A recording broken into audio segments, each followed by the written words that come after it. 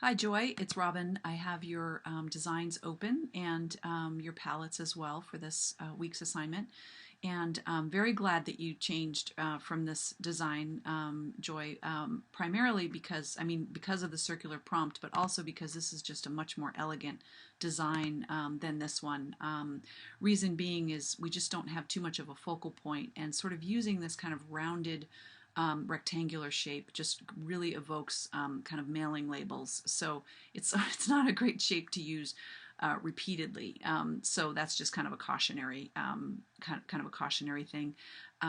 You have some interest, but it just isn't as strong a design as this one is, because you have much more of a kind of cohesive element going here with the diminishing shape and then coming out to the concentric circle and then having the border.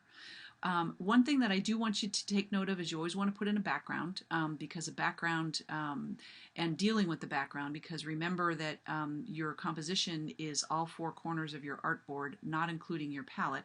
So you want to separate those out, so we do see that, kind of that it does have, this is kind of William's presentation, that you are, kind of considering all four corners of the picture plane in your design, and so it would also just be a lot more kind of cohesive and unified by having a background instead of it appearing to be more of a floating form.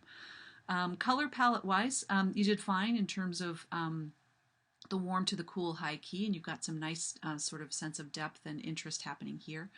Your warm analogous is not really a warm analogous, because you've actually got kind of a cooler green here, and it's also kind of just a funny palette in general. So I would strongly suggest you try this one again and then put backgrounds in for each, and then I think you're going to see these really be a lot stronger. This is really a cool color. It's very cool, not only because it's a green, but also because it has so much white in it. And this coral color just, it just isn't, kind of as visually interesting, because it is so saturated, and consequently you just kind of have a little bit of a muddy looking kind of piece here, whereas this one is has a lot more visual interest. So what you might want to do, just to add some more design aspects, you might even want to continue your path of having your shapes get even smaller.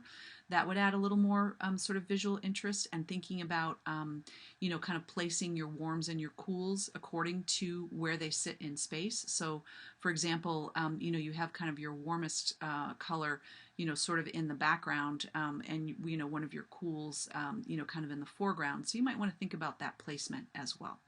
Okay, so you met some basics of the assignment, but I would love to see you go back into this one, Joy. Okay, thanks.